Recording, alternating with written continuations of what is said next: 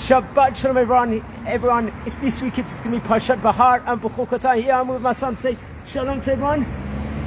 Hi. Yes, and it's going to be a double header this week. Behar and B'chukotay. Actually, I'm going to concentrate here on Parshat Behar, which actually happens to be one of the shortest Parsha in the book of Vayikra and Sefer Leviticus.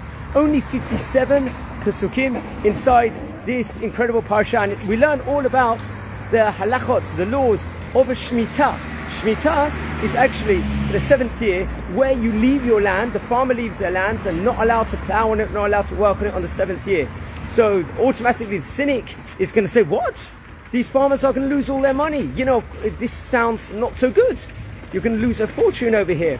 In fact, further, the Torah actually promises that if someone is going to keep this thing that might not make sense to some people, they will get extra produce for the next 3 years if they are going to do it. This is something that the Torah discusses and speaks about. It gives like an unequivocal stamp that will happen. So if one's got enough faith in Hashem, they know they're sorted.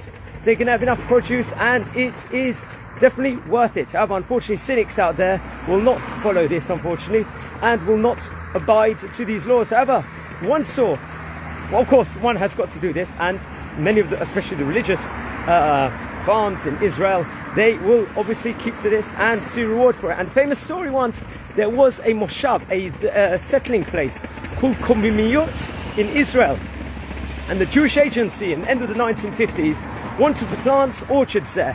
So this moshav, this settling area, they said that we will only do this if you agree that we can keep the Shemitah laws, the 7th year where we won't work on the produce. So they did it at the end. So for 7 years, on the 7th year, they left it plow, they didn't work on it whatsoever, and they saw the most magnanimous results afterwards. After 2 years after they did this, the amount of produce that was being created and the quality was top notch.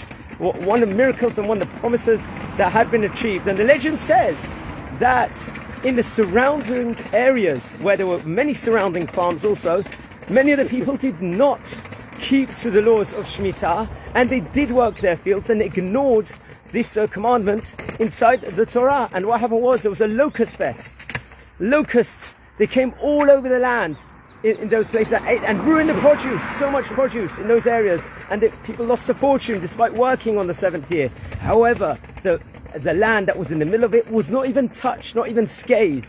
The land that kept the Shemitah, that kept this 7th year, laying the land without plowing it, they weren't hurt whatsoever. No locusts whatsoever attacked it, and that was Komiyot, the legend says. So not just they got the most wonderful produce, the top-notch produce for the years after, they reaped the effects. Also, the locust pest did not attack their land and attacked all the other farms, all the other areas where they did work on the Shemitah, and ignored those places, ignored the Torah commandment of Hashem. So this is a miracle. We listen to the Torah, we keep the Torah, and if we have the emunah, we have the faith in Hashem, Hashem is going to provide us with what is said. So the very interesting Parshat Behar. There's also going to be Parshat B'chukotay. I will do a video in the coming day, Be'ezrat Hashem. Shabbat Shalom. I would like to dedicate this to Lilun Nishmat, my wife's sister-in-law, Ahuva Bat Chiria Chaya. May her neshama be in a good place. And Shabbat Shalom U'Mavarach, and take care, guys.